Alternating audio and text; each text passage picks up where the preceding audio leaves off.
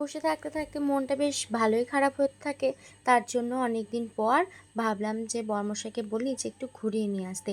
বাইরে ঘুরতে যাব না, গ্রামের মধ্যে একটুখানি ঘুরতে যাব, কিন্তু তাও বরের কোনোদিনই সময় হয় না। আর আজকে বরকে ভালোভাবেই ধরেছিলাম যে তুমি আজকে আমাকে আগে ঘুরতে নিয়ে যাবে, তারপর তুমি কাজে যাবে, ঘুরতে যাবে, যেখানে যাবে যাও।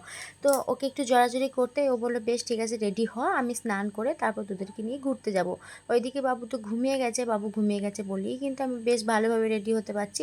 বেশি কিছু করব না, জাস্ট একটু চুলটা ওপর দিকে পপ করে আমি একটা বেনুনি করে নিলাম। তারপরে একটুখানি মুখটা ধুয়ে একটা শাড়ি পরবো বা জামা পরবো। প্রথমে তো ভেবেছিলাম যে শাড়ি পরবো, কিন্তু শাড়ি ঘুরতে গিয়ে আর কে পরে বলো, সেই জন্য ভাবলাম যে একটা চুড়িদারই পরি। তো চুড়িদারটা পরার পর তারপর আবার অন্য কিছু পরবো। তার জন্য প্রথমেই আমি মাথাটা আঁচড়িয়ে তারপরে রেডি হয়ে গেলাম। তারপরে মুখটা ধুয়ে আসলাম।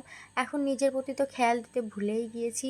এখন আর নিজের জন্য কোনো সময়ও বার করা হয় না যে আলাদা করে একটুখানি যে ঘুরবো, সেই সময়টাও হয় না। আর বাড়িতে থাকলে পরে একটা হয় না যে একা একা যাওয়াও যেতেও ভালো লাগে না। আর যাব বলতে এখন তো আর আমি একা নেই যে গাড়িটা নিলাম আর চলে গেলাম। এখন যেখানেই যাব সেখানে আমার সোনা বাবাকে সঙ্গে করে নিয়ে যেতে হবে। আর সোনা বাবা এখন অতটাও বড় হয়ে যায়নি যে ওকে পিছনে বসিয়ে বা সামনে বসিয়ে আমি গাড়ি করে একা একাই ঘুরতে যেতে পারবো। সেটা বড়মশাইকে কে বোঝাবে বলুন তো? বড়মশাইকে যখনই বলি যে আমাকে একটু ঘুরতে নিয়ে চলো, আমাকে একটু ঘুরতে নিয়ে চলো, ও তখনই বিরক্ত হয় বা কাজের বাহানা দেখায় দিয়ে ঘুরতে নিতে যায়। আসলে ও তো ঘুরে বেড়ায় সারাদিন, কাজের সূত্রে বা বেড়ানোর সূত্রে, যে সূত্রেই হোক, ও তো ঘুরে বাড়ির বাইরে থাকে। আর আমি যেহেতু আগে কাজ করতাম, আমি বাড়ির বাইরে যেতাম, আমি সকাল থেকে রাত অবধি বাড়ির বাইরেটাই কাটাতাম। তার জন্য আমার একদমই বাড়িতে বসে থাকতে ভালো লাগে না। হ্যাঁ, যদিও এখন সোনা বাবাকে নিয়ে আমার সময়টাই কেটে যায়, আমি আমার নিজের সময় বার করতে পারি না, কিন্তু তবুও তো মানুষের মন, তবুও তো একটা চঞ্চল মেয়ে যদি হঠাৎ করে শান্ত হয়ে যায়, কতটা খারাপ লাগে বলুন তো? আমাদের মেয়েদের জীবনটা না ঠিক এমনই। মেয়েদের জীবনটা কখন যে চঞ্চল কাটে, কখন যে শান্ত হয়ে যায়, কেউ আর চিন্তাই করে না যে এত চঞ্চল মেয়েটা কীভাবে এত শান্ত হয়ে গেল। আর আসলে বাড়িতে যখন একটুখানি বাচ্চার মতো করে করি, তখন সবাই বলে ন্যাকামো করছি।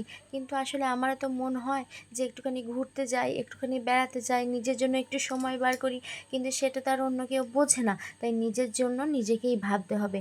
হ্যাঁ, এতদিন সংসারে থেকে এটা বুঝলাম যে তুমি যদি নিজের সময়টা না বার করো, তাহলে কেউ কিন্তু তোমাকে সময় বার করে দেবে না। তুমি যত সবাইকে সময় দেবে, সবাই তোমার সময়ের সুযোগটা অন্যভাবে ব্যবহার করবে। সে যাই হোক, আমি আজকে অনেক দিন পর ছোট্টুকে রাজি করিয়েছিলাম যে একটুখানি আমাকে বেড়াতে নিয়ে চলো। আমার একদম ভালো লাগছে না বাড়িতে। বাড়িতে থাকতে থাকতে মনে হচ্ছে যেন আমার দম বন্ধ হয়ে আসছে। তুমি একদিন ঘুরতে নিয়ে চলো, তারপরে বেশ কয়েকদিন বলবো না, তারপরে আবার ঘুরতে নিয়ে যাবে। আজকে বাবুর বয়স হয়তো 7 মাস হবে, এখনও পরিপূর্ণ হয়নি। বাবু যেদিন থেকে আমার গর্ভে এসছে, প্রায় 3 মাস বয়স থেকে আমি, মানে ওর 3 মাস আসা থেকে আমি একদমই বাড়ি থেকে বেরোতাম না। যখনই বেরোতাম তখনই হয়তো ডাক্তারখানা যেতাম বাবুর চেক আপের জন্য। তারপরে হওয়ার পরেও তো আমি বেরোতে পারিনি। এই এখন 7 মাস বয়স, এখনও যদি না যাই, তাহলে আমি কি করব বলুন তো? একবার তো ভালো লাগে, আমারও তো মন চায় একটু বাইরের দিকে ঘুরতে যেতে। সো কিছু বলার নেই, এইভাবেই জীবনটা কেটে গেলেই হয়। আর বাবু একটু বড় হলে তখন আর কাউকে বলতে হবে না, নিজে নিজেই চলে আসতে পারবো।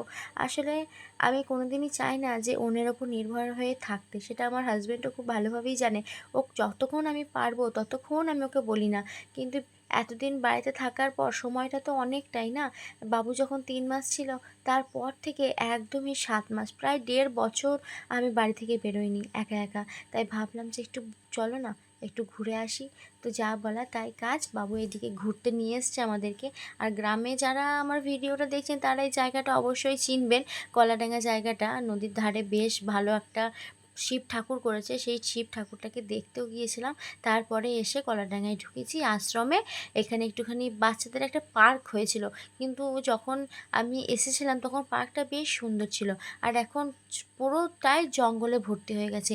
যে কি হয়েছে কিছু মানে বলার নেই, এতটাই জঙ্গলে ভর্তি হয়ে গেছে। একটা বাচ্চা ছেলে নিয়ে সেখানে খেলা করলেও সাপের এত উপদ্রব, আমার মনে হয় এখানে বাচ্চা না আনাই ভালো। আমি তো জানতাম না, আর হয়তো আসা হবে না আমার। আমার জায়গাটা একদমই ভালো লাগেনি, কি বলবো, এতটাই নোংরা।